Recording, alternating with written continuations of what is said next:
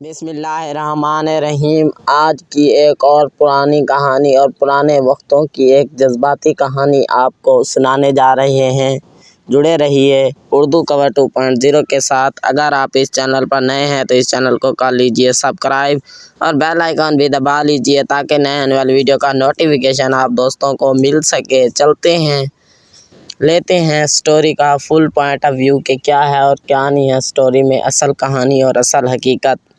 جیسا کہ جانتے ہیں، بیتے دنوں کی کہانی، یادوں کا سفر، وقت کی دھول، مٹی کی خوشبو، ستاروں کی چھاؤں، یہ تھے جی کہانی کے کچھ مناظر اور عنوانات، اور آپ کو فل سٹوری کے پوائنٹ آف ویو بتانے جا رہا ہوں۔ جڑے رہیے اردو کور کے ساتھ۔ اگر میری ویڈیو آپ دوستوں کو اچھی لگ رہی ہے تو لائک کر دیں، کامنٹس بھی کر دیں۔ بالکل ایک اور پرانی وقتوں کی جذباتی کہانی۔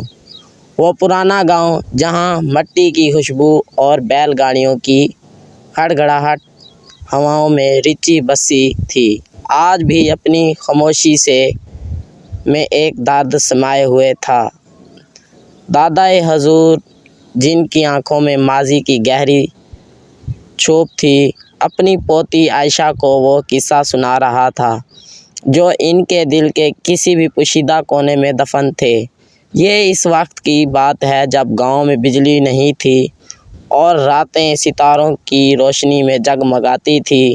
دادائے حضور نے چولہے کی مدھم آنچ میں جلتی لکڑیوں کو دیکھتے ہوئے کہا، میری ایک بیوی تھی رابعہ، وہ اتنی خوبصورت تھی جیسے صبح کی پہلی کرن، اس کی آواز میں ایسی مٹھاس تھی جیسے کوئل کی کوں کوں۔ ہم دونوں نے مل کر یہ گھر بنایا تھا، ان مٹی کی دیواروں کو اپنے ہاتھوں سے جوڑا تھا۔ دادائے حضور کی آواز میں ایک لرزش تھی جیسے کوئی پرانا زخم تازہ ہو رہا ہو۔ ہم نے مل کر کھیتوں میں کام کیا، فصلیں اگائی اور راتوں کو ستاروں کی چھاؤں میں کہانیاں سنی۔ ہماری زندگی ان سرسوں کے پھولوں کی طرح رنگین تھی جن سے پورا گاؤں مہک اٹھتا تھا۔ عائشہ نے دادائے حضور کا ہاتھ تھام لیا۔ اور پھر کیا ہوا دادائے حضور؟ پھر وہ وقت آیا جب بیماری نے رابعہ کو اپنی لپیٹ میں لے لیا۔ اس وقت گاؤں میں نہ اچھا ڈاکٹر تھا، نہ دوائیوں کا انتظام تھا۔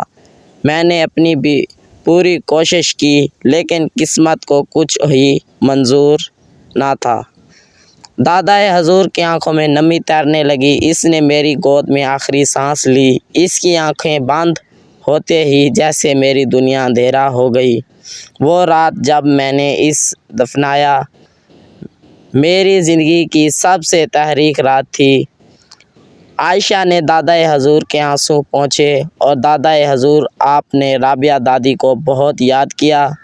ہاں بیٹا، بہت یاد کیا، دادائے حضور نے کہا۔ اس کے بعد یہ گھر مجھے کاٹنے کو دوڑتا تھا، ہر چیز میں نے اس کی یاد بسی تھی، لیکن وقت زخموں کو بھر دیتا ہے اور یادیں دل میں ایک نرم احساس بن کر رہ جاتی ہیں۔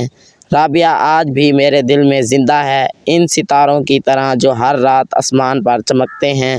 دادائے حضور نے آسمان کی طرف دیکھا، اور زندگی ایک دریا ہے عائشہ، اس میں خوشیاں بھی ہیں اور غم بھی، ہم ہر لمحے کو قبول کرنا چاہیے۔ چولہے کی مدھم آنچ میں دادائے حضور کی کہانی گونج رہی تھی جو دلوں کو چھو گئی اور آنکھوں کو نم کر گئی۔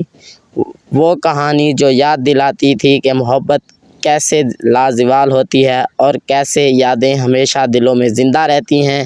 یہ آج کی ہماری فل کہانی تھی۔ اگر ہماری کہانی آپ کو اچھی لگی ہے تو لائک کر دیجئے، کامنٹس کر دیجئے اور کہانی کو آگے شیئر کر دیجئے۔ یہ تھی جی پرانے وقتوں کی کہانی۔